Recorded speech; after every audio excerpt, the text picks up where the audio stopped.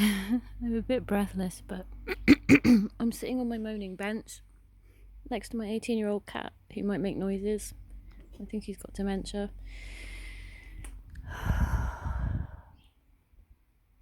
There are a few thoughts I have to get out of my mind, I think. What do you think, Corey? I don't understand people. I don't understand our society. I don't understand how we can continue to be so fickle. Like, there's my other cat. He's blind. He's in his mid-20s. Mid to late 20s. Had to have an ear taken off because of cancer. Hang on.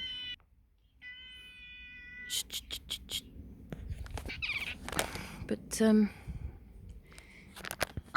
there are a few things I just don't understand.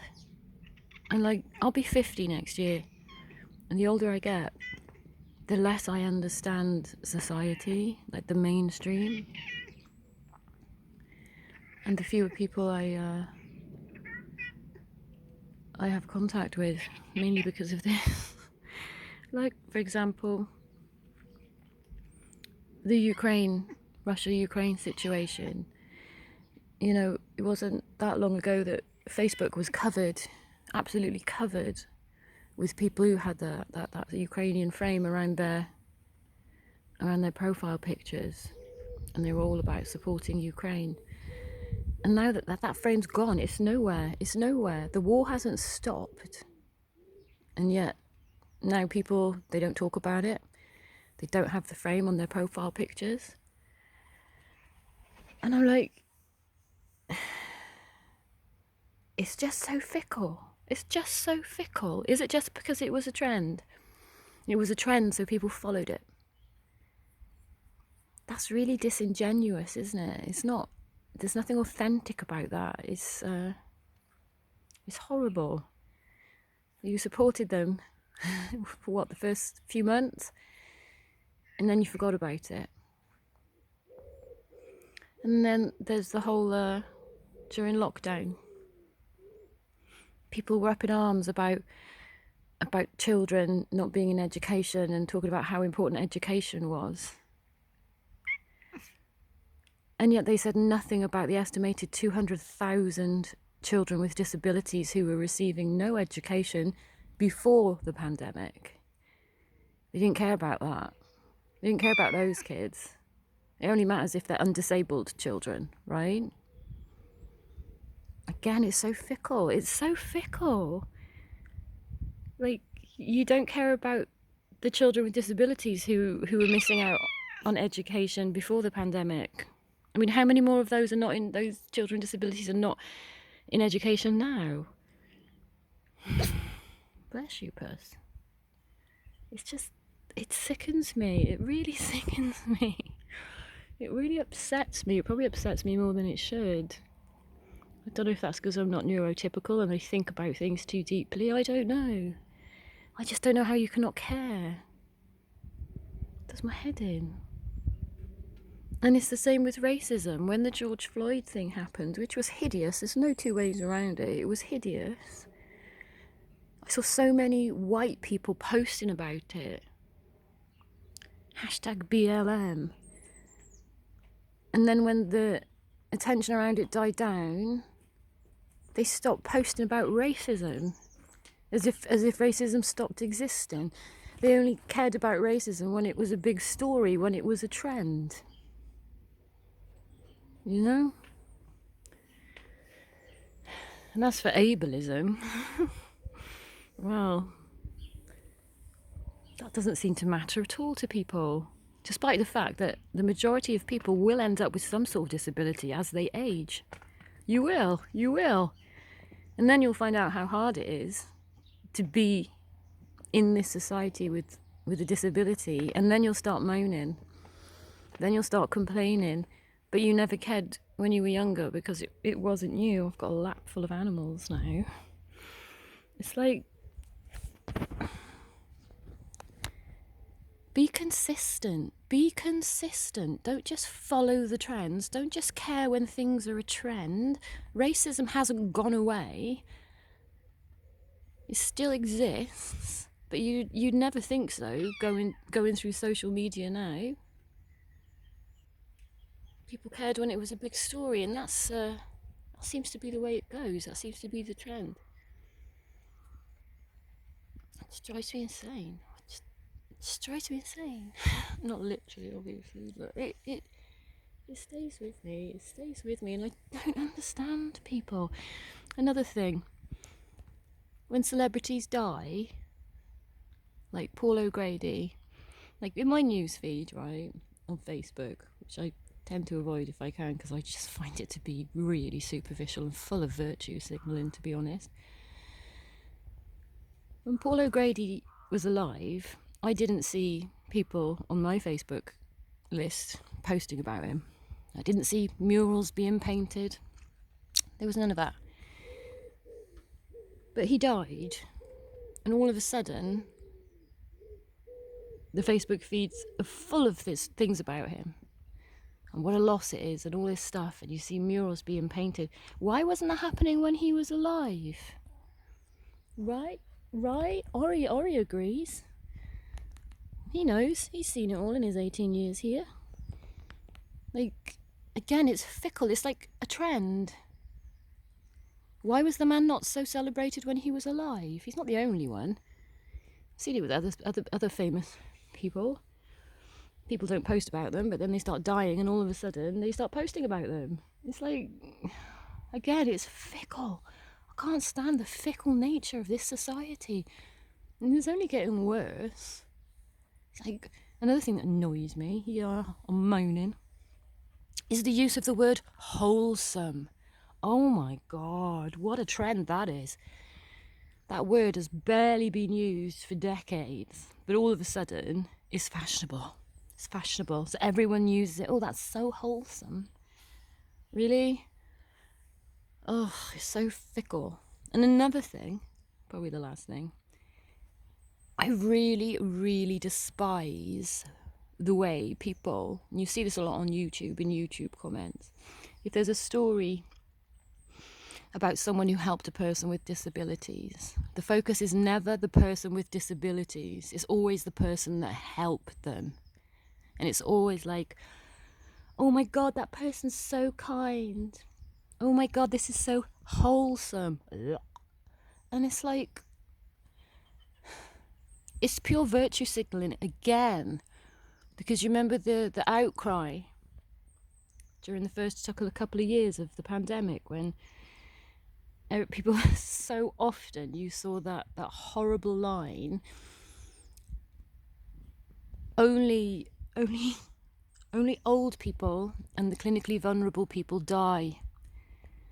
Keep them inside and let us back out there. Let us get back out there. Well, you got your wish, didn't you? You got your wish. It's disgusting ableism. And you know, in my country of Wales, a report concluded that 70% of deaths in 2020 were not caused by the virus. They were caused by the official nationally implemented policy to let us die, according to the frailty score that was implemented by the National Institute for Clinical Excellence. In other words, if the patient needs needs ventilation, is that the word? I can't remember. If they need venting, if they can't walk very well, don't vent them, let them die. So, according to that policy, if you'd had a person who abuses children, who convicted of it, who could walk well, and they needed the vent, and then say, I also needed that vent, but I couldn't walk well, I would have been left to die, and the person who abuses children would have been saved because they could walk well.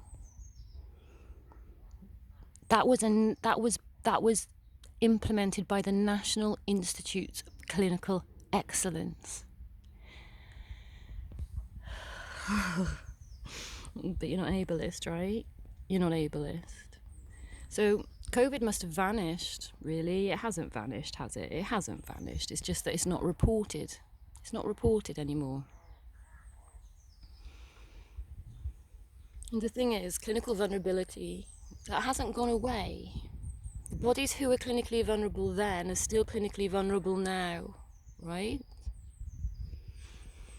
You got your wish, because none of you wear masks anywhere now, do you? Not even in doctor surgery. I was in a doctor surgery the other day, right? And there was a notice up on the wall saying if you're going to have a face-to-face appointment, please wear a mask. And there was a box. There was a box of masks. I was the only person in that surgery wearing a mask, including the doctor. Like, I'm clinically vulnerable and I had to sit face to face with a doctor who wasn't even masked.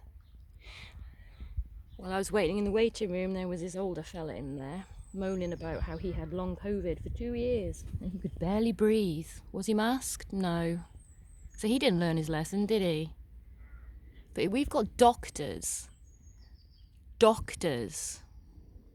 don't even protect us.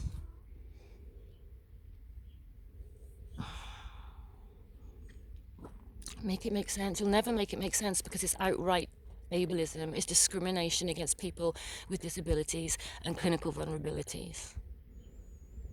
It really is. You don't care because you're all right, right? And like I said, meanwhile on... Sorry, my heart's going very funny. Meanwhile on YouTube, you have all these people commenting about how nice undisabled people are for doing something kind or helpful for a person with disabilities. And like I said, it's never about the person with disabilities. And so you've got all these people commenting, oh wow, you're so kind, this is amazing, what a wonderful person you are, oh, this is so wholesome. Those outside maskless, not caring about the people who are still vulnerable.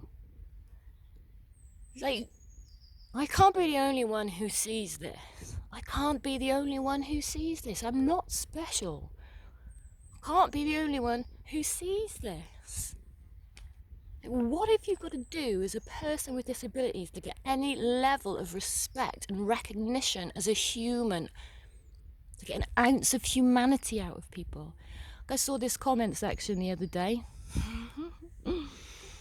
Some people were saying, nobody's ever going to find you attractive if you're in a wheelchair. Bitch, please. My God. My God. And people were agreeing. Mate, seriously? Hashtag youdon'tlookdisabled.com. Check it out. I can absolutely prove to you that that's utter bullshit. Bullshit. That's like saying nobody will find you attractive if you have brown skin. Disgusting. Disgusting thought. Even more disgusting to actually say something like that. So racist. It's vile. But yet people applaud the same sentiment when it's applied to people with disabilities. Hashtag wholesome. There's nothing wholesome about any of this. There's nothing wholesome about any of this. The world is getting more and more fickle, and yet they're patting their own backs and each other's backs for it. Oh, well done, well done. You helped somebody with disabilities. Off they pop. Maskless. Not giving a shit if they infect someone who's still vulnerable. Still loads of vulnerable people are still stuck inside, still on the outside of society because of your ableist actions. And there's this man on YouTube who I just have so much respect for. I think he's amazing. Sun Michaud. He's amazing. I hope I said his name correctly. He's a linguist, sociolinguist at Harvard, and he speaks about racism a lot and is so educational. He's incredible. I think he's incredible. But he also talks about ableism. And I'm so grateful to him. I'm so grateful to him for talking about ableism and for including it in his work. Because you just don't see that happen. What's wrong with you? What's wrong with you? No one's going to watch this. It's 14 minutes long, 15 minutes long nearly. No one's going to watch this. I know that, but Oh my god, society, you're disgusting.